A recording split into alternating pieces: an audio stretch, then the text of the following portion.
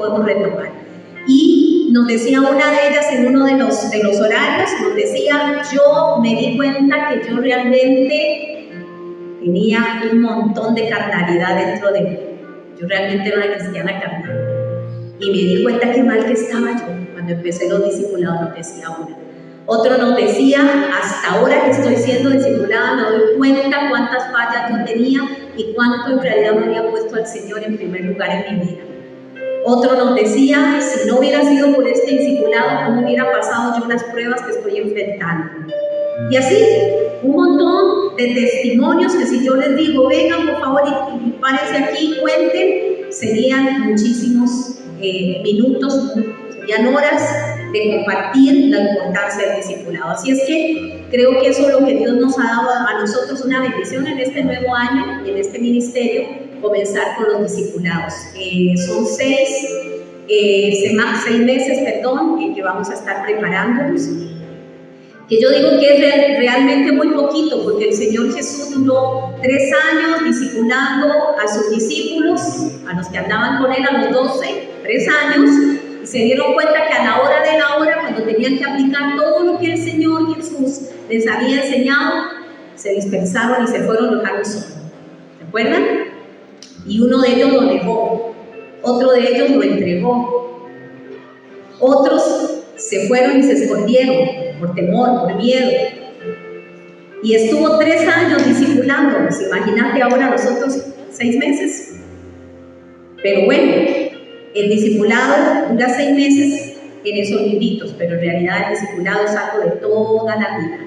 Toda la vida, mientras somos cristianos, debemos irnos discipulando, ir creciendo, irnos preparando para ser verdaderos cristianos. Y ese es el reto que tenemos. Ahora mi esposo hablaba del reto de los hombres. Y el reto que nosotros tenemos como iglesia, ser una iglesia de discípulos, no solamente de miembros. Porque miembros hay por todo lado, necesitamos discípulos. Gente que cuando viene el momento de la prueba, están parados firmes, se paran firmes. Puede llorar y se puede caer, pero se levanta rapidito. Y seguimos para adelante. ¿Quién no ha pasado un momento difícil en la vida? Todos. Pero nos volvemos a levantar cuando sabemos quién es el que está con nosotros. Y creo que hoy necesitamos iglesias que discipulen. Yo oro para que todas las iglesias en Costa Rica y en el mundo entero, los pastores, quienes guían las iglesias, puedan tener entendimiento de lo importante que es discipular a la gente, que la gente aprenda Biblia, que la gente se la coma, así como nos comemos algo que nos gusta mucho. Porque en la mayoría de las iglesias los cristianos no leen Biblia. No leen Biblia. Entonces no saben ni lo que dice Dios, ni conocen la voluntad para sus vidas, ni conocen la voluntad del Señor perfecta, buena y agradable. Entonces nos quedamos con lo que nos dicen el domingo y ni siquiera vamos a escudriñar. Y si ese pastor está hablando algo que no es ese domingo, y nos quedamos con eso y decimos que es santa palabra lo que dijo el pastor. Pero si vamos y escudriñamos la Biblia, de pronto nos vamos a dar cuenta de muchos errores y de muchas cosas. Tenemos que ser cuidadosos. Por eso para mí el discipulado es importante, lo he dicho y lo vamos a seguir haciendo. Ya nosotros nos casamos con ese estilo de trabajo, con discipulado, y lo vamos a seguir haciendo. Y si usted lo empezó y se quedó a mitad del camino, por lo que fuera, hoy es su día para comenzar. Y lo aprovechamos de hacer día domingo. ¿Por qué? Porque usted así mata 2 pájaros de un solo tiro. Viene al culto, adora al Señor, aprende y luego se discipula y ya tiene toda la semana para hacer lo suyo en su casa, sus propias cosas, su actividad. ¿Ok? Vamos a tratar de empezar otro en otro día, ¿verdad? Pero necesitamos liderazgo. Necesitamos liderazgo que se quiera levantar y ayudar. Y estamos preparando el liderazgo para eso. Porque solitos los pastores no podemos, no tenemos tantas manos para hacer todo, y necesitamos ir preparando. Los discípulos es eso, ir preparándose también para servirle al Señor. Entonces, hoy quería motivarles para eso. En esta hora, cuando terminamos, nos vamos a hacer de aquel ladito, de este lado se hacen los que ya están, el discipulado con Estercita, y de allá nos vamos los que vamos a comenzar. Yo ahí me traje los libros y de todo. Yo creo que yo no tengo que andar buscando a nadie a decir, se va a quedar. Yo creo que cada uno sabe lo que necesita. Cada uno sabemos lo que necesitamos en nuestra vida. Si usted dice, yo no ocupo el discipulado, yo soy fuerte, está equivocado. Está equivocada. Porque le contaba yo ahora a Esthercita que yo misma me estoy autodiscipulando. Yo misma tengo mi libro, yo misma hago mi discipulado, el pastor también lo hace, tenemos nuestros libros y nosotros nos autodiscipulamos, estamos leyendo bien. Inclusive mi esposo me decía un día, he aprendido más con este discipulado que con todo lo que he aprendido en el seminario donde está estudiando para ser pastor, para teología. ¿Se puede dar cuenta usted? Él me decía, he aprendido más, me gusta más hacer el libro del discipulado que las clases en el seminario. Oiga, y yo decía, claro, porque aquí nos están dando ya la carnita, ya no es lechita, ya no estamos a puro chupón, a puro biberón, a lechita materna, aquí ya estamos comiendo carne, fideitos, ¿verdad? Estamos comiendo comida sólida, ya no somos bebés. Entonces, por eso es importante el discipulado y es muy importante que usted saque tiempo para su vida espiritual. A veces nosotros le ponemos mucho énfasis a la vida de la tierra. Aquí somos bien, como digo yo, muy efectivos en nuestro trabajo, tenemos una buena fama de trabajadores, en los estudios, 100 para arriba, 100 para abajo. Somos gente que le ponemos mucho a la parte acá en la tierra, pero a la parte espiritual la dejamos descuidada. Y tenemos que cuidar todo lo que somos, alma, cuerpo y espíritu, si no estaremos a medias. Y tarde que temprano eso se va a notar, porque lo que está por dentro salta a la vista. Si yo no estoy completa por dentro, se me va a notar. Por eso el discipulado es tan importante. Imagínense que el primer libro habla de la cruz del discípulo. Un discípulo tiene que llevar una cruz. ¿Y qué será esa cruz? Ahí vamos a aprender qué es esa cruz. No es lo que la gente enseña, es que estoy aquí cargando esta cruz como algo que pesa, algo que hay. No, es algo bonito. Es aprender a negarme a mí mismo, negar mis cosas, negar lo mío. A veces vamos a tener que negar horas de sueño. ¿Cuántos que ya llevaron el discipulado al primer libro, cuántos tuvieron que negar horas de sueño para terminar su libro? Ahí vean a las manitas levantadas. Me consta, porque los he visto, porque después de que terminamos alguna reunión los vamos a dejar y dice, son las 10 de la noche, 10:30 de la noche, Osquita lo vamos a dejar siempre, esta Osquita, ustedes lo conocen, y a esa hora dice, bueno, tengo que ir a hacer mi libro, mi discipulado. Y uno dice, a las 10:30 de la noche, y tiene que levantarse como a las 5 de la mañana para irse al trabajo. Y cualquiera diría, no, tengo que dormir. Sí, tiene que dormir. Pero cuando usted empieza a negarse a usted mismo, usted aprende que no soy yo el más importante. El más importante es el Señor en mi vida. Él se negó, el Señor se negó. El Señor, siendo Dios, vino a la tierra y se hizo hombre. Y a cuenta de qué tenía que venir Él a sufrir aquí a la tierra. Si es Dios, ¿por qué tenía que bajarse de nivel, convertirse en humano, sufrir, llorar? Porque Él lloró, Él sufrió, Él se sintió desesperado, Él pasó por la angustia, Él sabe lo que es la depresión, Él la conoce. La gente que no conoce la palabra dice, pero es que ahí en la Biblia dice, el capítulo 1 Corintios 13 del amor, es el amor de Él, porque Él es Dios, porque Él también sabe lo que significa ser rechazado. Él pasó el rechazo cuando sus discípulos se le fueron, pasó el rechazo cuando Él les dijo, vengan, por favor apóyenme en oración, quédense aquí, y se devolvió y estaban todos durmiendo, y se sintió mal porque dijo, ¿cómo? Son mis amigos. Recuerden que Él les decía a sus discípulos amigos. Son mis amigos y les digo que me ayuden a orar y están todos ahí, que les corre la baba y yo allá llevando un palo espiritualmente, el enemigo atacándome, diciéndome que no vaya a morir a la cruz, que no haya, y estos otros, en vez de encontrarme los orando, están dormidos. Y se sintió mal. ¿Cuántos hemos sentido eso mismo? Que no somos entendidos, que nadie nos comprende, que no comprenden nuestras situaciones, y el Señor no tenía. ¿A cuenta de qué se rebajó a hacer eso? ¿A cuenta de qué? Simple y sencillamente porque Él se negó a sí mismo para que nosotros hoy tuviéramos vida y vida en abundancia. Entonces, ¿por qué no nos vamos a negar nosotros? ¿Por qué no nos vamos a negar nosotros a un ratito, a una horita, a 2 horitas de nuestro tiempo, que entre comillas es nuestro tiempo, pero no es nuestro tiempo, es el tiempo del Señor? Porque el Señor a nosotros nos da 7 días completitos con 24 horas cada día. Y nosotros venimos al culto a veces, llegamos tarde, empieza a las 10 y llegamos como a las 10 y resto. Y ya cuando ya son las 12 y un poquito más estamos reclamando que la pastora ya se le pasó el tiempo. ¿Y cuánto le estamos dando al Señor de las, no sé, 24 horas, 7 días? ¿Cuánto es 24 por 7? Son un montón de horas y nos refunfuñamos por 2 horitas del domingo. Y si quieren discipularse, agreguémosle 2 horas más, digamos que 4 horas. 4 horas no se comparan con todo el montón de horas que el Señor nos ha entregado a nosotros, para que hagamos de todo, para que estudiemos, para que trabajemos, para que emprendamos, no sé, etc. Para que tengamos relaciones con otras personas, nos relacionemos, para todo nos ha dado tiempo. Y Él nos pide ahora un poquitito de tiempo y nosotros a veces estamos ahí que no queremos.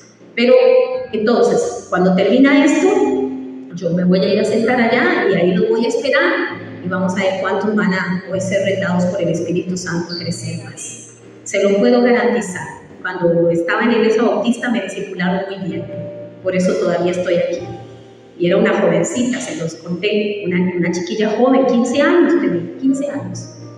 Y me discipularon también, y aprendí los temas importantes de la vida cristiana, como el diezmo, como las ofrendas, como el orar, como la lectura de la palabra, el hacer el devocional, el congregarme. Para mí el congregarme es vital. Por eso cuando una vez me ofrecieron, Daisy, cierre la iglesia presencial, así me ofrecieron a mí. Un pastor me dijo, cierre la iglesia, véngase conmigo y sea uno de mis pastores, pero a nivel virtual.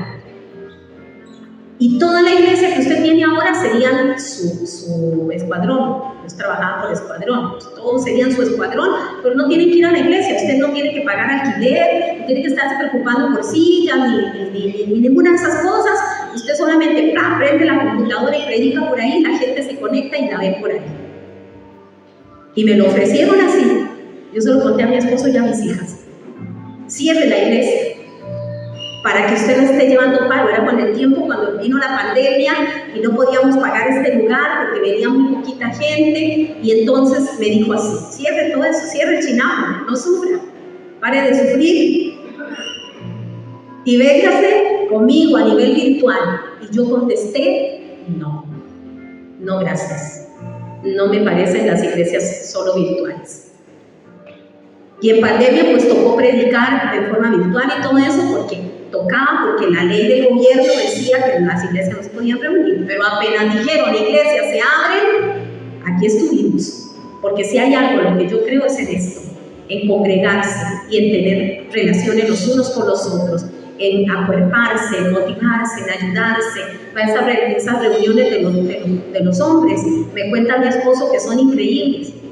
Me contó que el viernes el Espíritu Santo se movió de una manera riquísima, que el Espíritu Santo se desató de una manera preciosa, que todos los hombres que estaban ahí pudieron recibir esa llenura del Espíritu Santo.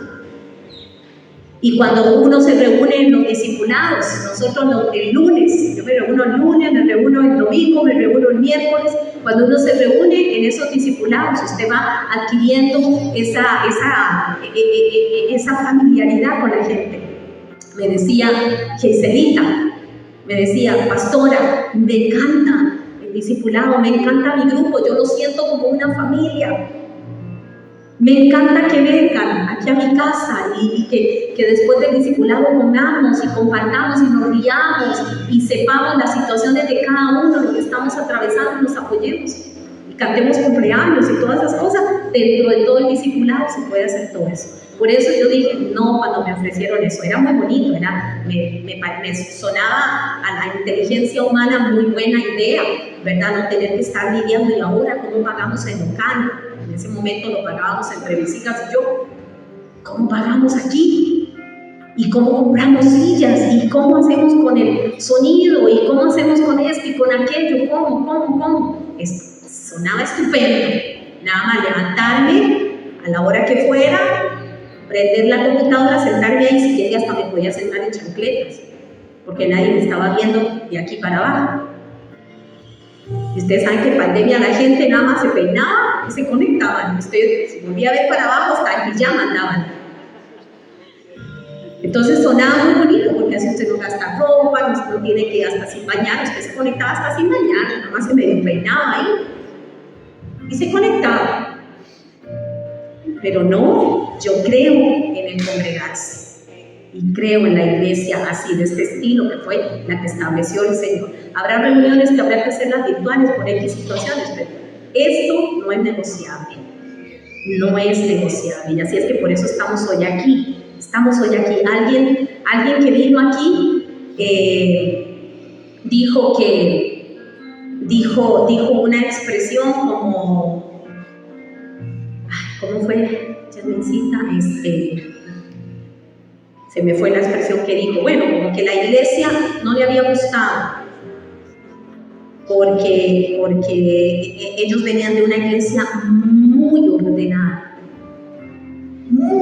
Pero muy ordenada, entonces que le había parecido como que esta iglesia era muy desordenada. Es que no le gustó la iglesia, decían ellos cuando Jasmincita llamó para consolidar. Pero dentro de todo lo que compartieron con Jasmincita, que es una de nuestras consolidadoras, le dijeron que ellos no se reunían ahora en ninguna iglesia, porque cuando fue la pandemia, cuando fue el tiempo de que ya no se reunían, la iglesia, sí, se reunían virtualmente. Pero apenas se abrieron otra vez las iglesias, el pastor se desapareció. Dejó botadas todas las ovejas y cerró la iglesia. Cerró el chinamo, sí es cierto. Y no volvió a aparecer, todos lo dejaron botados.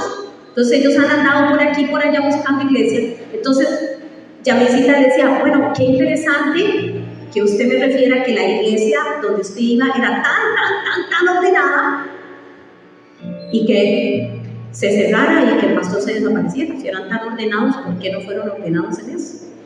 Porque a veces tenemos un concepto de orden de aquí, de la mente, del humano. Y yo decía para dentro de mi corazón, es cierto. Si fuera una iglesia tan ordenada, ¿por qué la cerraron? Si el pastor era tan ordenado, ¿por qué se fue? ¿Y por qué abandonó a sus discípulos? Eso es como tener un bebé y dejarlo botado ahí para ver quién lo recoge. Uy, yo no quisiera estar en los zapatos de ese señor, de ese pastor. Porque a los pastores nos van a llamar a cuentas allá arriba y nos van a preguntar qué hicimos con la iglesia que Dios nos encargó. Y usted sabe que cuando a él le toque, porque le va a tocar, ¿qué va a decir? Cuando le pregunten, y toda la gente que anda hoy dando vueltas, esa familia anda por ahí dando vueltas, no tienen congregación, el pastor los abandonó. Y si son tan ordenados, ¿por qué no siguieron lo que la Biblia dice? Entonces, no nos equivoquemos. A veces tenemos pensamientos acá que son muy humanistas y no están de acuerdo a la sabiduría de Dios, que es el tema que hemos estado tocando.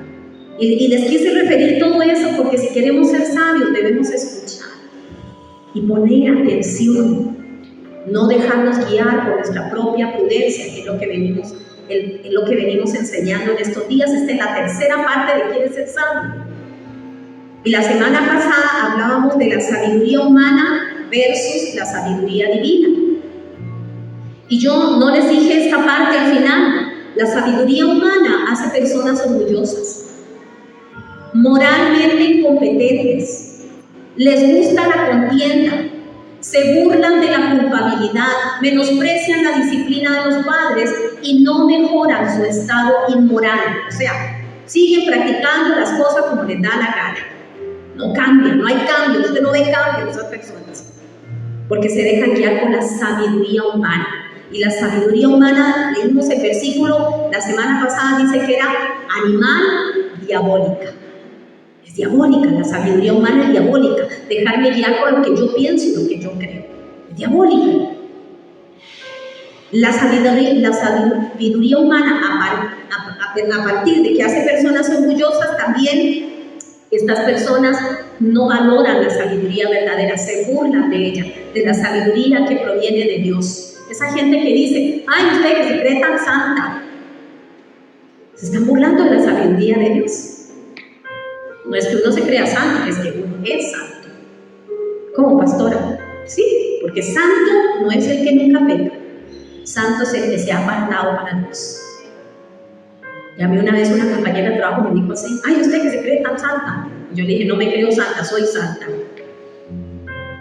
Porque no es porque no me equivoco nunca, me he equivocado un montón de veces y he pecado millones de veces, pero es que yo soy apartada para Dios y mi vida le pertenece al Señor. Entonces no es que me creo santa, es que yo soy santa y todos ustedes son santos. Y si somos santos, nosotros pensamos como piensa Dios, no como piensa el mundo. Dice que la sabiduría humana que se encuentra en un estado de extrema pobreza moral y espiritual, lo cual va a dirigir a las personas a un estado o a una vida de ruina y de esclavitud. ¿Quién quiere vivir en ruina y en esclavitud? Nadie. Ninguno de nosotros queremos vivir en ruina ni en esclavitud. Queremos vivir en libertad y en prosperidad y en bendición. Pero cuando dejamos que la sabiduría humana invada nuestro corazón, ese es el destino que nos espera: ruina y esclavitud. Y yo no quiero la ruina en mi vida, ni quiero la esclavitud en mi vida. Por eso quiero ser sabia. Proverbios 18 dice: el sabio de corazón recibirá los mandamientos, mas el necio de labios caerá. ¿Quién es el necio de labios? El que refuta los mandamientos de Dios. Proverbios 18, el que refuta las cosas, la palabra. Usted ve hablar bien con la palabra y se lo refuta. No, es que eso no es así. No, es que excusas. Si somos sabios, vamos a recibir los mandamientos de Dios. Y no vamos a ir a ruina, no vamos a ir a pobreza, no vamos a ir a esclavitud, sino más bien a una vida bonita, de prosperidad. Y Proverbios 11:29, el que turba su casa heredará viento, y el necio será siervo del sabio de corazón. O sea, la persona sabia es la que va a mandar, la que va a gobernar. El necio siempre va a hacer cola. Nosotros no nacimos para hacer cola, nacimos para hacer cabeza. Y ahora que estaban en el tempranito en la alabanza, me gustó muchísimo porque la canción que se cantó al principio, donde dice que soy de esa generación que no permitirá que su fuego se apague, está basada en el libro de Daniel, en el capítulo 3. Y cuando tuvimos la reunión de alabanza me puse a leer todo eso. Me encanta a mí esa historia de los jóvenes hebreos, Sadrach, Mesach y Abednego, que estaban metidos en el horno de fuego. Bueno, los metieron ahí, los castigaron. Y yo traje ese versículo hoy para leer porque sabe que esta historia es una apasionante historia de sabiduría divina. Y como estamos tocando el tema, yo dije, esa es una historia apasionante de sabiduría divina. Y se las voy a ir contando y relatando porque les dije que hoy les iba a dar cuáles eran los beneficios de una persona que tiene temor de Jehová. Y aquí vamos a ver los beneficios que obtuvieron Sadrach, Mesach y Abednego por haber sido personas que tuvieron el espíritu de temor de Jehová cuando tuvieron que enfrentar al rey. Y esto no es para esa época solamente, esto es para nosotros en esta época. En esta época nosotros vamos a tener que enfrentar autoridades, personas del mundo entero que muchas veces van a querer que nosotros nos inclinemos ante cosas que no son de bendición. Así es que hoy vamos a leer el capítulo 3, lo vamos a leer todos juntos, ahí me lo van a poner, ahí ya está. Y yo quiero que usted se lo vaya imaginando, que usted vaya poniendo atención,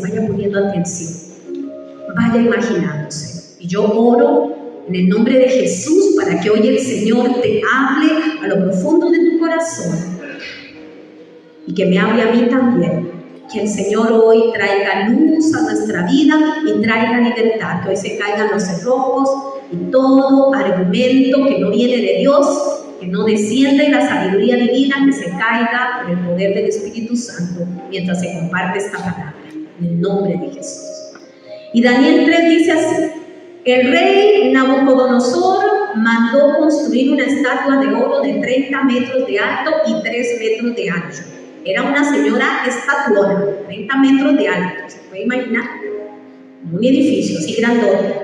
Y 3 metros de ancho, o sea, tenía una anchura bastante fuerte. Ordenó que la pusieran en el valle de Dura, en la provincia de Babilonia. Esto ocurrió en Babilonia.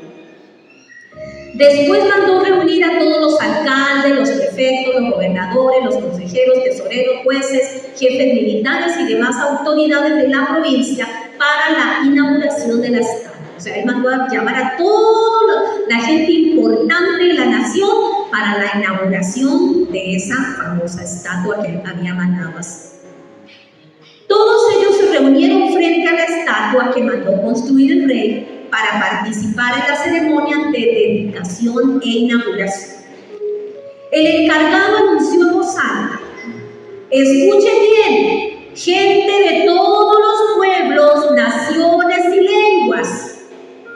Cada vez que oigan el sonido de trompetas, de flautas, de cítaras, de arpas, de liras, de gaitas y otros instrumentos musicales, deben arrodillarse y adorar a la estatua de oro que hizo construir el rey Nabucodonosor. Oiga, ahí está el decreto. Cada vez que ustedes escuchen el sonido de estos instrumentos, tienen que arrodillarse delante de esa estatua. Y era para todos los que estaban bajo ese imperio, para todos los que estaban siendo gobernados por el rey Nabucodonosor. Eran gente de muchas lenguas, de muchos pueblos, de muchas naciones. Y esa fue la orden que se les dio: tienen que arrodillarse delante de esa estatua. Esa estatua representaba al rey Nabucodonosor. Y ahí leyendo los comentarios es súper rico cuando usted empieza a estudiar un poquito más. ¿Se acuerdan que a él le habían interpretado un sueño? Y le habían dicho de los diferentes reinos que se iban a seguir dando. Ese reino, en algún momento el reino de Babilonia iba a caer, se iban a levantar otros reinos, pero el rey Nabucodonosor, en su orgullo y en su vanagloria y en su altivez de corazón, mandó a construir esa estatua, porque él dijo: no, este imperio nunca caerá. Y esa es la sabiduría humana, o sea, mi orgullo, mi yo, no es que yo. Y por eso la Biblia dice que de las 7 cosas que abomina al Señor, que odia al Señor, que no soporta al Señor, una de ellas es el orgullo, la altivez de corazón. Es que yo pienso así, es que yo soy así, es que yo digo esto y esto, o sea, yo. Y no me someto ni me humillo delante del Señor. Señor, yo no quiero hacer lo que yo quiero. Yo no voy a hacer lo que yo quiero. Yo no hago lo que quiero. Yo hago lo que debo. Y cuando usted tiene esa referencia en su vida, yo no hago lo que quiero, yo hago lo que debo, ¿qué es lo que usted está diciendo? Yo no soy antiguo. Si tengo que dejar de hacer algo que estoy haciendo, no dejo de hacer. Porque yo no hago lo que yo quiero. Yo hago lo que yo debo. A veces yo quiero quedarme en mi casa durmiendo, pero no es lo que debo hacer. A veces yo no quiero leer la Biblia, estoy cansada, pero es lo que yo debo hacer. A veces no quiero orar, pero es lo que yo debo hacer. Y a veces no quiero congregarme, pero es lo que yo debo hacer. Y a veces quiero gastar la plata del diezmo porque tengo otras cosas que pagar, pero no es lo que yo debo hacer. Entonces, no hago lo que quiero, hago lo que debo. A veces quiero criticar a alguien, pero no es lo que debo hacer. A veces me quiero enojar mucho con alguien y no volverle a hablar nunca más en la vida, pero no es lo que debo hacer. Entonces no hago lo que quiero, no dejo que el orgullo me gane. ¿Qué es lo que hago yo? Lo que debo hacer. Y aquí este hombre era tan orgulloso, este Nabucodonosor era tan orgulloso, tan ensimismado y tan metido en sus ideas, que mandó a hacer la estatua. Y la puso ahí. Y dio una orden. Cuando se escuche el sonido de trompeta, todo el mundo tiene que tirarse al suelo y adorar. Sin embargo, dentro de esas familias, de esas lenguas, de esas naciones, estaban los hebreos, los judíos. Y entre esos estaba Sadrach, Mesach y Abednego, que eran los amigos de Daniel. Y eran hebreos. ¿Se acuerdan que estos muchachos, cuando fueron traídos en la deportación, si usted se va y se lee, léase el libro de Daniel? Léase el libro de Daniel. Los jóvenes se leyeron el libro de Daniel hace mucho. No sé si se acordarán. En sus devocionales hicieron el libro de Daniel y contaban la historia toda de Daniel y qué pasó con esos muchachos y el horno de fuego y todo el asunto. Y resulta que ellos propusieron, capítulos adelante, propusieron no contaminarse con la comida del rey. O sea, ya estos muchachos ya venían siendo santificados, ya ellos venían con temor de Jehová, ya ellos venían con sabiduría divina. ¿Qué significa eso de no contaminarse con la comida del rey? Porque ellos tenían, dentro de sus leyes hebreas, ellos tenían ciertos alimentos no podían comer. Pero el rey comía de esos alimentos. En la casa del rey se comía de todo eso. Pero ellos en su ley judía no podían comer ciertos alimentos. Entonces, cuando fueron sentados en la mesa del rey y el rey dijo, coman de todo lo que está ahí, ellos pidieron, por favor, no comer de esa comida y que les dieran otra dieta a ellos, de legumbres, otra dieta diferente. Ellos no iban a comer la comida que estaba comiendo el rey, que muy posiblemente era comida que para el judío estaba prohibida. Entonces desde ahí ya ellos tenían ese temor de Jehová en sus corazones. Porque cuando usted conoce a su Dios, hay un versículo en la Biblia tan poderoso y tan fuerte que dice, el pueblo que conoce a su Dios se esforzará y actuará. El que le encuentra se gana un chocolate. El pueblo que conoce a su Dios se esforzará y actuará. Oigan, ellos sabían quién era su Dios. Se esforzaron y actuaron. No se quedaron pensando, ay, es que ahora resulta que estamos en este imperio de ahí. Nosotros sabemos que es malo comer comida de cerdo, pero no importa, la carnecita de cerdo, no importa, vamos a comernos los chicharrones que nos está dando aquí el rey, lo vamos a comer. Dios sabe y Dios entiende que no es culpa nuestra. De ahí estamos aquí en medio de esto. El Señor entiende, Él sabe que estamos en una sociedad ahí ay, el Señor entiende cuando uno se echa ahí una canita al aire, el Señor entiende. No, el que no entiende es usted o soy yo, que no hemos entendido que el espíritu de temor de Jehová es apartarse de todo aquello que es malo. Espíritu de temor de Jehová.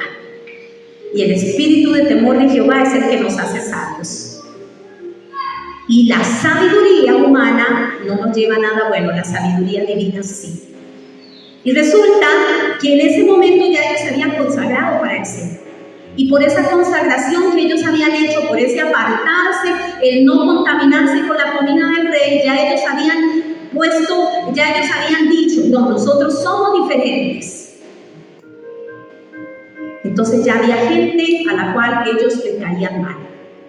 Porque por eso que ellos habían hecho, Dios los honró y los puso en un lugar de privilegio. Y ya el rey Nabucodonosor ya los había puesto en lugares importantes en el gobierno. Por lo que ellos habían hecho, porque la Biblia dice que cuando usted honra al Señor, Dios a usted lo honra. Por eso es que la sabiduría humana te lleva a la ruina y a la esclavitud, pero la sabiduría divina te lleva a la prosperidad, a la bendición. ¿Quieres ser bendecido? ¿Quieres ser prosperado? Entonces no siga la sabiduría humana, siga la sabiduría divina. Ya ellos estaban en un lugar importante. Y resulta que viene el rey y se le ocurre hacer esta estatua en el capítulo 3. Los capítulos anteriores ya ellos habían subido a un lugar importante de autoridad.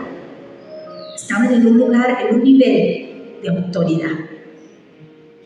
Y viene en este capítulo, el rey se le ocurre hacer esta bendita estatua y poner como decreto que todos tenían que arrodillarse, todos, y adorarla. Todos tenían que inclinarse ante esa estatua.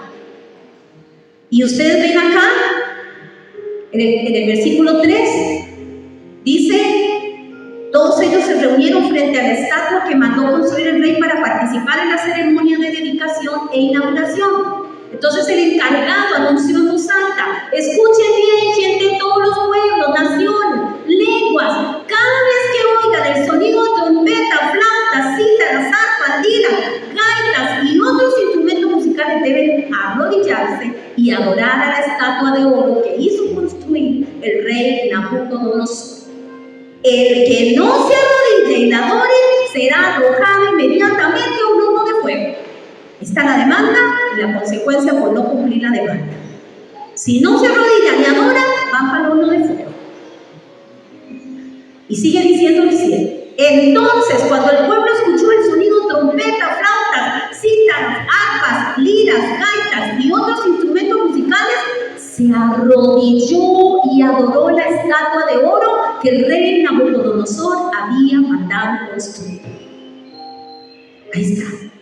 Leía yo los comentarios. Mucha gente que estaba, ahí había gente de todos los pueblos.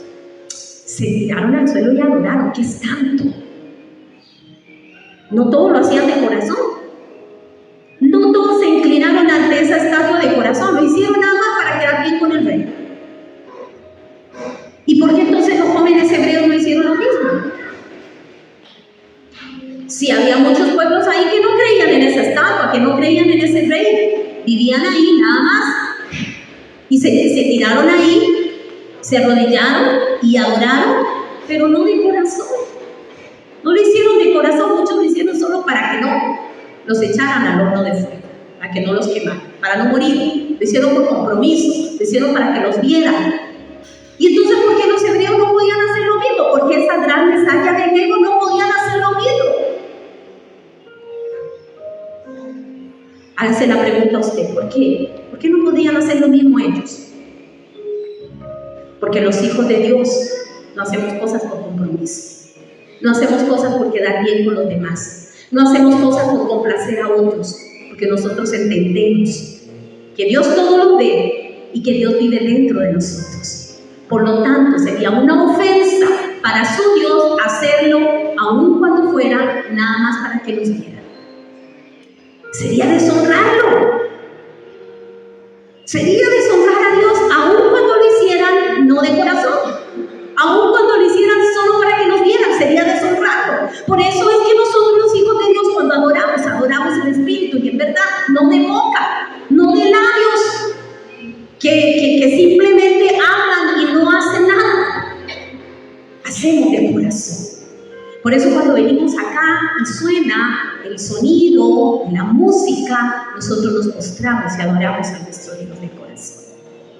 Porque el cristiano no hace las cosas para que nadie las vea y las hace por compromiso para que me vean. Yo no voy a un discipulado para que la pastora me vea y deje de estar después regañándome. Yo no voy a la iglesia para que después no me estén llamando y estén ahí diciéndome a cada rato. Yo no voy a orar nada más porque estoy comprometido. No, es que yo lo hago porque yo sé el Dios en que yo he creído.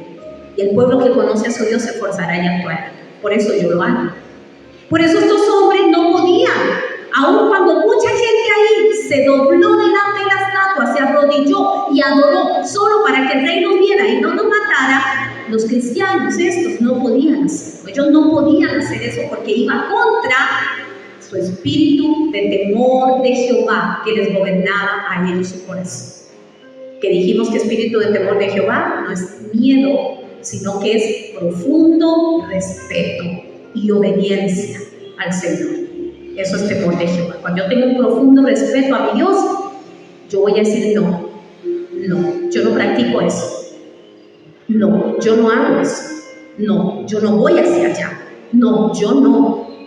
Porque tengo un profundo respeto por mi Dios y una profunda obediencia a Él. Por eso es que el cristiano tiene que ser diferente.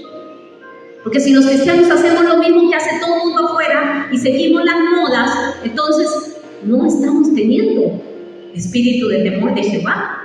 No estamos siendo sabios. No hay sabiduría en nosotros. Entonces el versículo 7 dice, el 8. Unos caldeos aprovecharon esta oportunidad para hablar mal de los judíos ante el rey. Les dije, cuando ellos fueron puestos en posición de autoridad, hubo gente que ya empezó a decir, ay, ¿esos quiénes se creen? Esos vienen de allá, vienen esclavos aquí, los traen y los ponen en lugares importantes. ¿Ya? Y empezaron a tener sus enemigos. Cuando usted es un hombre y una mujer que se apartan para Dios y Dios empieza a bendecirte, van a haber envidiosos, van a empezar a echarte el ojo y a decir, ¿y por qué es así? ¿Y por qué yo no? ¿Y por qué esa señora? ¿Y por qué ese hombre? ¿Y por qué? Vas a empezar a tener enemigos. Yo antes creía que uno no tenía enemigos. Y después me fui dando cuenta que hay mucha gente que tiene envidia y que no le gusta cuando Dios empieza a prosperarte, cuando Dios empieza a bendecirte. Y estos caldeos no eran hebreos, eran caldeos, eran de otro pueblo. Tenían cólera con Sadrach, Mesach y Abednego por como Dios a ellos los había puesto en un lugar, o el rey los había puesto en un lugar de privilegio, y fueron de abusones. Y le dijeron ahí en el versículo 8, del 9, ellos dijeron al rey: viva por siempre el rey. Chupamedias. Viva por siempre el rey. Su majestad ha ordenado que todos se arrodillen para adorar la estatua de oro. Cada vez que se oiga el sonido de trompetas, de flautas, de cítaras, de arpas, de liras, de gaitas y todos otros instrumentos musicales. Y que quien no se arrodille a adorar la estatua será lanzado al horno de fuego. Oiga, le fueron a repetir al rey lo que ya el rey sabía. Era el rey el que había mandado ese decreto. Pues la gente así envidiosa es de ese tipo. O sea, te van y te recuerdan las cosas. Y el rey hubiera podido decir: ya yo sé, yo fui el que escribí ese edicto. Y miren lo que sigue diciendo el 11. Y que quien no se arrodille a adorar la estatua será lanzado al horno de fuego. Pues sucede que hay unos judíos que usted mismo ha nombrado como funcionarios importantes de la provincia de Babilonia. Ellos desobedecen sus órdenes, no adoran a los dioses y no se arrodillan a adorar la estatua que usted hizo construir. Son Sadrach, Mesach y Abednego. Y los acusaron. Y el versículo 13: después de escuchar eso, el rey Nabucodonosor dijo enfurecido: tráigame de inmediato a Sadrach, Mesach y Abednego. Y enseguida los caldeos los llevaron ante el rey. Entonces Nabucodonosor les dijo: Sadrach, Mesach y Abednego, ¿es verdad que ustedes no han adorado a los dioses ni se han arrodillado a adorar la estatua de oro que hizo construir? Entiendan esto muy bien. Cuando escuchen el sonido de las trompetas y todos esos instrumentos musicales, deben arrodillarse a adorar la estatua de oro. Si no se arrodillan a adorar en ese momento, serán lanzados al horno y no habrá ningún Dios que pueda salvarlos de mi castigo. Oigan el orgullo de verdad, no había ningún Dios, porque ¿qué les dije? Que Nabucodonosor, orgullosito hasta decir basta. O sea, para él no había ningún Dios que pudiera acusar. Todos los dioses estaban por debajo de él. ¿Se dan cuenta del orgullo? Como que aquí Dios no puede hacer nada por mí. Uy, tenga cuidado cuando usted dice eso. Tenga cuidado. Porque la Biblia dice que el que es orgulloso cae al suelo. Cuidado. Porque Dios en este mismo momento puede hacer que ocurran cosas que usted ni se imaginó que podían ocurrir. Porque Dios es soberano y Dios manda. Y miren lo que dice, sigue diciendo ahí.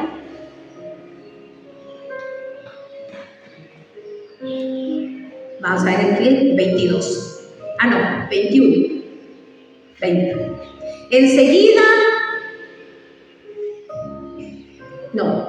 me perdí. 17. Sadrach, Mesach y Abednego le respondieron: Majestad, no es necesario que le demos explicaciones sobre eso. El Dios a quien servimos puede salvarnos de su castigo y del horno de fuego. Oigan la autoridad de este pueblo. Vuelvo a repetir: el pueblo que conoce a su Dios se esforzará y actuará. Ellos conocían a su Dios, sabían quién era su Dios. Pero más me impacta esta otra respuesta. Dice: Majestad, no es necesario que le demos explicación. O sea, no tenemos por qué decirle a usted por qué no nos queremos arrodillar. No tenemos por qué decir, nosotros sabemos por qué. Nosotros tenemos nuestro espíritu de temor de Jehová. Y no tenemos que explicárselo a usted porque no lo va a entender. ¿Qué iba a estar entendiendo él de lo que era el espíritu de temor de Jehová si él era un orgulloso? La gente orgullosa no entiende eso. ¿Cómo que usted se va a humillar? ¿Cómo que usted se va a humillar? ¿Cómo usted va a ir a pedir perdón? Porque el orgullo no entiende esas cosas. Y mire, dice, no es necesario que le demos explicaciones sobre eso. El Dios a quien servimos puede salvarnos de su castigo y del horno de fuego. Es más, aunque Él no lo hiciera, Oiga, es más, aunque él no lo hiciera, o sea, le están diciendo, Dios a nosotros nos puede salvar de ese castigo. Y aunque no lo hiciera, igual nosotros no vamos a adorar a usted. Este versículo a mí me habla, wow, de cómo estos hombres conocían las cosas. O sea, ellos sabían que Dios los podía salvar, pero que si Dios no quería salvarlos, porque Dios es soberano, Dios no hace lo que yo quiero, Él hace lo que Él quiere. Así es que ni ellos se iban a enojar con Dios si no nos salvaban. ¿O cuántos cristianos nos enojamos con Dios cuando Dios no hace las cosas cuando queremos que las haga? O a la manera nuestra. Ah, no, yo no voy a volver a esa iglesia porque yo le he orado a Dios y le he pedido y nada. ¿Y quién es usted para que Dios haga las cosas a su manera? Si Dios sabe lo que está haciendo con uno. Dios sabe lo que está haciendo con uno. En el cielo, Dios sabe lo que está haciendo con nosotros acá en la tierra. Y todos vamos a pasar procesos de formación, procesos de libertad, procesos de restauración. Vamos a pasar por fuego. Pero Él ha prometido que no nos quemaremos. Vamos a pasar por agua y Él ha prometido que no nos ahogaremos. Entonces, ¿quiénes somos nosotros para estarle diciendo a Él lo que Él tiene que hacer? Él sabe lo que tiene que hacer, no es tonto. Él sabe lo que tiene que trabajar contigo y conmigo. Yo solo me someto. Señor, aquí estoy, haz conmigo lo que tú quieras hacer. Y aquí dame la fortaleza que yo necesito. Y ten misericordia de mí. Esa debe ser nuestra oración, pero no exigirle a Dios. Haga así, haga así, como si Él fuera el esclavo nuestro y nosotros los amos. Eso se llama orgullo. Y entonces dice, es más, aunque Él no lo hiciera, su majestad debe saber que no adoraremos a sus dioses ni nos arrodillaremos frente a la estatua de oro que ha construido. No lo vamos a hacer. O sea, usted puede enojarse, puede pararse de uñas si quiere, no vamos a hacer lo que usted dice. Vamos a hacer lo que nosotros hemos aprendido y vamos a seguir nuestros principios. Eso le pasa a los cristianos perseguidos, allá la iglesia perseguida. Eso les pasa a ellos. Allá les dicen, niega a tu Dios porque si no te vamos a matar. Y ellos podrían decir, bueno, lo voy a hacer para quedar bien, para que no me maten. Dios sabe que no lo estoy haciendo de corazón. Pero es que los cristianos no hacemos nada que no sea de corazón. Entonces ellos dicen, no, yo soy cristiano. Y no voy a seguir ni a Buda, ni voy a seguir a los musulmanes, ni voy a seguir a Mahoma, ni voy a seguir a ninguno de esos viejos, porque yo soy cristiano. Y ahí es donde los matan, los apresan, los llevan presos, y por eso ellos piden la oración siempre, y nosotros oramos aquí siempre por ellos, porque ellos más que les mandemos comida, plata, ropa, a ellos les interesa eso, ellos les interesa la oración de protección, para que cuando ellos estén allá predicándole a otros musulmanes, Dios les dé gracia y puedan convertirse al Señor.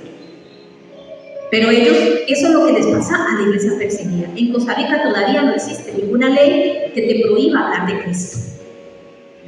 Aquí me escuchan a mí, no puede venir la policía a sacarme, pero hay otros países donde sí. Y aquí ellos le están diciendo, no nos vamos a arrodillar, nosotros tenemos nuestros principios y no lo vamos a hacer. Entonces el 19 dice, entonces Nabucodonosor se enfureció mucho con ellos, se le desencajó el rostro por la ira y ordenó calentar el horno 7 veces más de lo acostumbrado. Oiga el colerón que le dio al rey, que no, ya no solo los iba a mandar a quemar al horno normal, sino que lo calentó 7 veces más. Que fue tanto el calor, miren lo que sigue diciendo ahí, enseguida ordenó a algunos de los soldados más fuertes de su ejército que ataran a Sadrach, Mesach y Abednego y que los lanzaran al horno de fuego. Los 3 jóvenes fueron atados y lanzados al horno del fuego con todo lo que llevaban puesto, camisas, pantalones, gorros y demás. El rey quería que su orden se cumpliera inmediatamente. Y el horno estaba mucho más caliente de lo acostumbrado. Así que los soldados que se acercaron al horno para arrojar a Sadrach, Mesach y Abednego se quemaron y murieron de inmediato por las llamas. O sea, estaba tan caliente el asunto que con solo acercarse se murieron.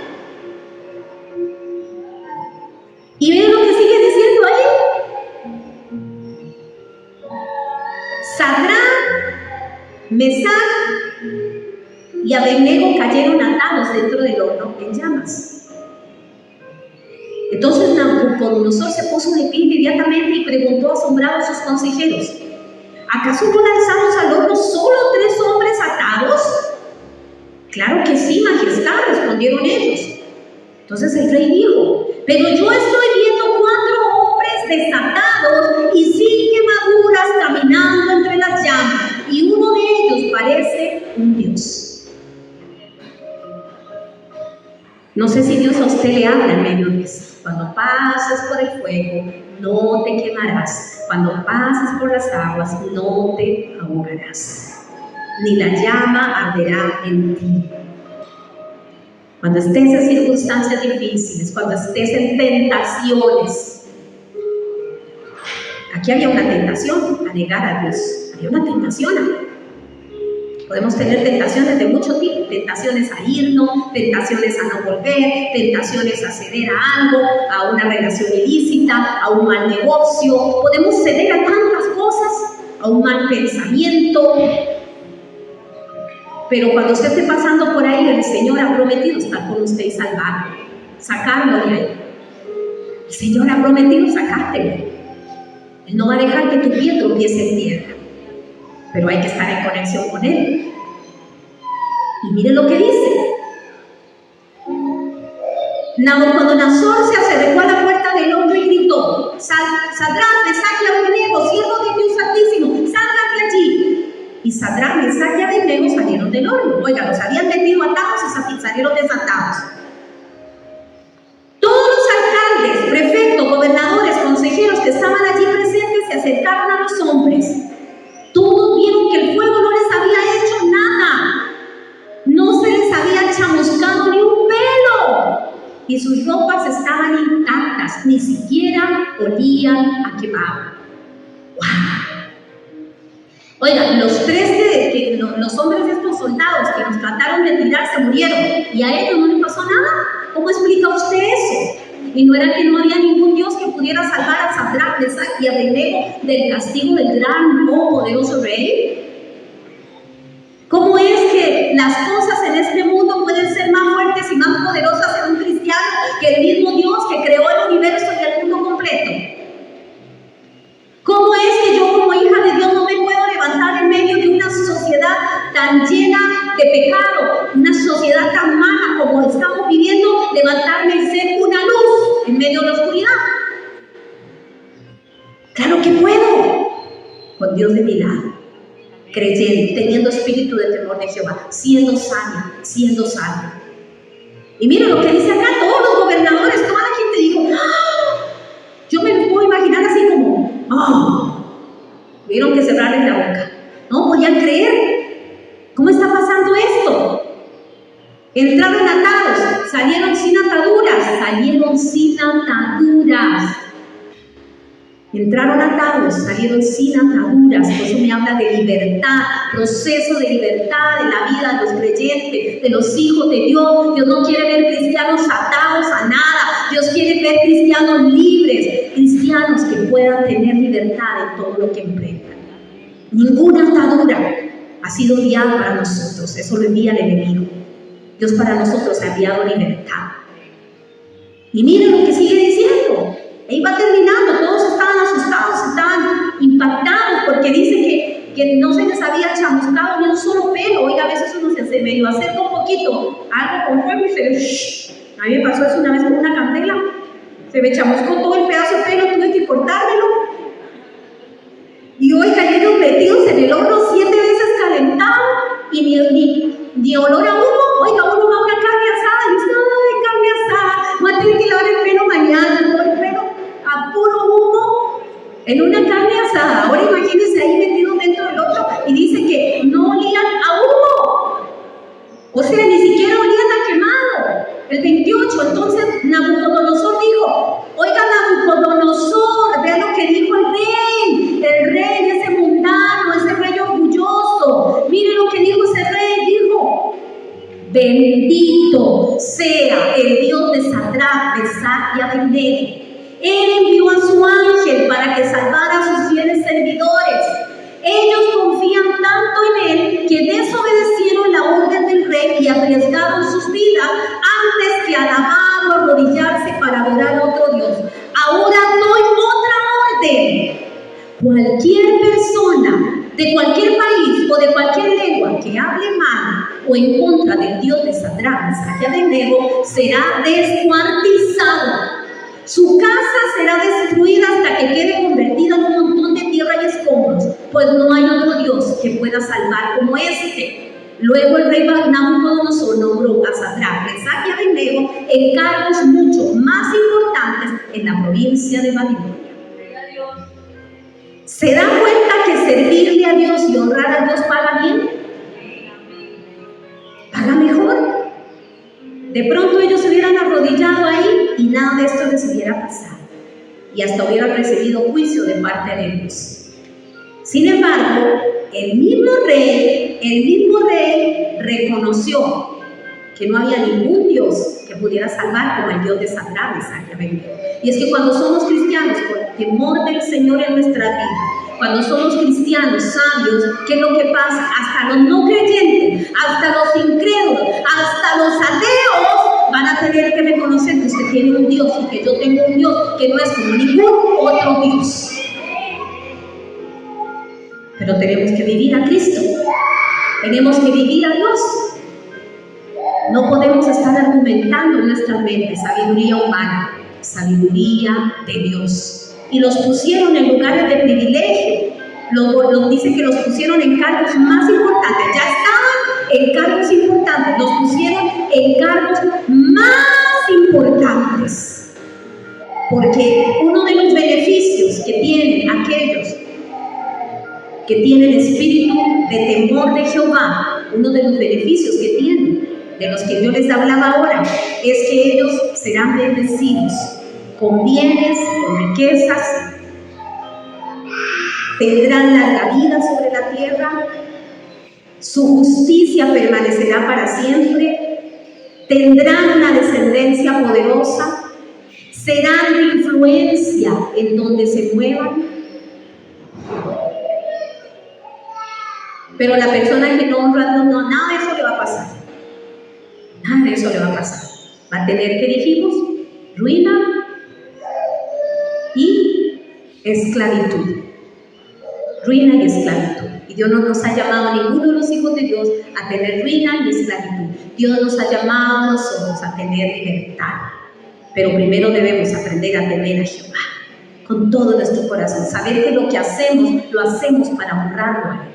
Y no dejarnos llevar ni arrodillarnos. ¿Qué significa eso de arrodillarse delante de la estatua? Es hacer las cosas como las hace el mundo. Aquí somos diferentes. Dice que ellos no se arrodillaron, o sea, ¿qué era lo que el rey quería? Que ellos dejaran a un lado sus principios y desobedecieran a Dios. Eso es lo que el mundo quiere. El mundo quiere que usted viva como vive el mundo allá. Ya si usted es un cristiano, usted se porta bien y hace bien las cosas, ya lo empiezan a criticar y empiezan a ver cómo lo votan. Pero Dios lo va a respaldar. Fueron y lo acusaron. Los acusaron a ellos tres, sin embargo Dios los respaldó. Porque se pararon firmes y dijeron, no importa, no vamos a dar explicaciones. Simple y sencillamente nosotros no adoramos a ninguna estatua, no adoramos a nadie, nosotros honramos solo a nuestro Dios. Usted critíqueme si quiere porque yo no hago esto o no hago aquello. Critíqueme porque yo pienso en la pureza sexual. Critíqueme, cómame, diga que yo soy un dinosaurio. Porque yo no creo que los novios deben tener relaciones sexuales. Critíqueme y cómame. Es que eso es lo que el mundo dice. Pero la palabra de Dios no dice eso. La palabra de Dios es diferente.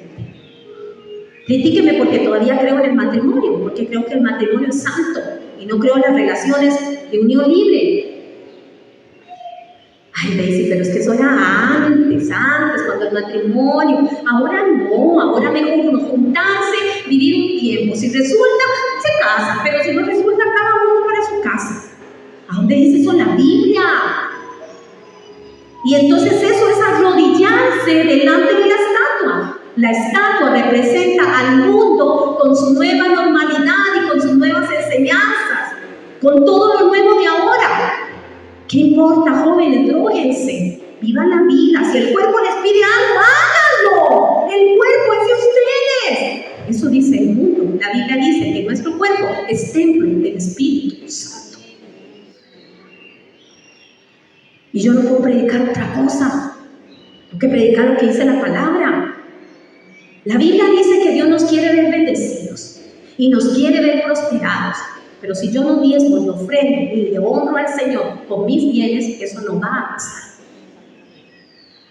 Eso no va a pasar. Yo debo honrar a Dios.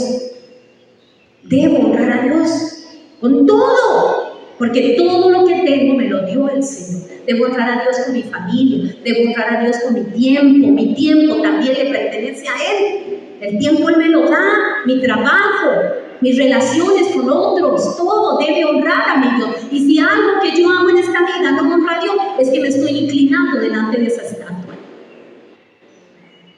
Que mi alabanza sea solamente para Él. Que yo pueda apartarme como esos jóvenes que ellos hicieron ese pacto con su Dios. No nos vamos a arrodillar, aunque nos quemen vivos. ¿Cuántos estaríamos dispuestos a decir? Aunque me critiquen, aunque me maten, aunque me digan prehistórica, aunque me digan vieja ridícula, aunque me digan lo que me digan, no me importa. Yo he decidido honrar a mi Dios y no honrar al mundo. Pero luego no se queje si las bendiciones no le vienen porque usted no quiso honrar a Dios. Luego yo no me puedo quejar si yo he permitido otra cosa, si yo he hecho otra cosa, si yo he tomado otra decisión y he dejado de lado al Señor. Espíritu de temor de Jehová es un profundo respeto a nuestro Dios, y no solamente un profundo respeto, sino una profunda obediencia. Señor, yo a ti te obedezco. Y yo sé que Dios te va a poner en alto. Beneficios de una persona que tiene temor de Jehová, que es sabia, que honra a Dios, tendrá una descendencia poderosa. Serán bendecidos con bienes y riquezas. Su justicia permanecerá para siempre. Su luz resplandecerá en medio de las tinieblas. O sea, Dios siempre sacará la cara por ellos. Se caracterizan por ser clementes, compasivos, por ser justos. Tendrán una larga vida sobre la tierra. Hoy la gente muere muy joven, ¿se han dado cuenta? Tenemos muchos estudiantes ahí en San Rafael, que fueron alumnitos míos en el kinder, que ya estaban grandes, y han muerto. Y cuando nos llega la noticia nos sentimos profundamente tristes. Las maestras de ahí, bueno, ahí tengo a Marlene y a Gerardina, que trabajamos en la misma escuela, y ya saben cómo a muchos chicos jovencitos, por cuestiones de drogas, de ajusticiamiento, de estas bandas, mueren jóvenes, porque no han sido sabios, ni sus padres han sido sabios. Jóvenes, este es el tiempo de buscar a Dios. No es cuando ustedes sean abuelitos, es este el tiempo. Ahora que soy joven, honren a Dios. Estos eran jóvenes, estos eran muchachos. Sadrán, Mesach y Abednego eran solteros todos. Ninguno tenía esposo ni esposa. Daniel, ellos eran muchachos jóvenes y ellos decidieron honrar a Dios. Léanse toda la historia de Daniel de nuevo. Buena atención. Léanse toda la historia. Jóvenes, léanse toda esa historia. Adultos, léanse toda la historia. Pongan atención a eso. Y se van a dar cuenta que cuando lleguen a cierta edad, ustedes van a decir: no me arrepiento de haber seguido al Señor cuando yo era joven. No me arrepiento. Y si mamá, usted, papá, tiene hijos adolescentes que están buscando a Dios, no los limite. Déjelos que ellos busquen, déjelos que ellos hagan sus ayunos, sus tiempos de oración, déjelos. Es más, ore por ellos y motívalos. Que hay una actividad por allá, denle la platita. Que hay que llevarlos por allá, vayan. Allá iba yo con Esther y con Débora, hasta Nauruca. Y había unos presones de buses y de todo, y a veces yo decía: mi sábado, mi único día para descansar. Porque así es, sábado era el único día. Trabajaba de lunes a viernes y los domingos la iglesia. Entonces, sábado era el único día donde yo podía decir: hoy me quedo aquí en la casa. No, tenía que llevarlas a la reunión de jóvenes. Y desde Moravia hasta Nauruca tenía que manejar. llevarlas y esperarlas ahí, porque si me venía, era prácticamente devolverme otra vez. Yo me tenía que quedar ahí todo el tiempo de la reunión de jóvenes, ahí sentada en el carro, leyendo un libro, escuchando música, a veces tan cansada que hasta me dormía en el carro, pero las esperaba, porque a mí me parecía que si yo les decía a ellas, no, yo no quiero ir, es el único día que tengo para descansar, las estaba limitando. Y tal vez hoy no estuvieran aquí. Y ahí están sirviendo al Señor. No desvalorice eso. Y si usted tiene que sembrar esos tiempos, vaya, porque después usted se va a sentir orgulloso de eso. Mientras que si no lo hace, después usted va a decir, ¡ay! ¿Por qué no lo hice? ¿Por qué? Y nos arrepentimos y nos da dolor. Si usted tiene hijos chiquititos que les gusta las cosas del Señor, no los deje en la casa, tráigalos. Valore esas cosas, valore esos tiempos. Hoy vamos a terminar con esto. El temor de Jehová es aborrecer el mal, la soberbia y la arrogancia, el mal camino y la boca perversa. Eso es el temor de Jehová. Aborrecer el mal, aborrecer la soberbia, aborrecer la arrogancia, aborrecer el mal camino, aborrecer la boca perversa, esas confesiones que a veces hago, el mal camino, lo que no debo hacer, dejar esa soberbia y esa arrogancia de querer hacer lo que yo creo que es conveniente, que no me diga nadie nada, cállense todos, yo sé lo que estoy haciendo en mi vida. Eso sí es arrogancia y soberbia, y eso lleva a la caída. No es nuestra vida, es la vida de Dios que se la dimos. Eso lo puede decir alguien allá afuera, pero no yo, que le entregué mi corazón al Señor. Vamos a orar. Cierre usted sus ojitos ahí. No se levanten, solo cierre.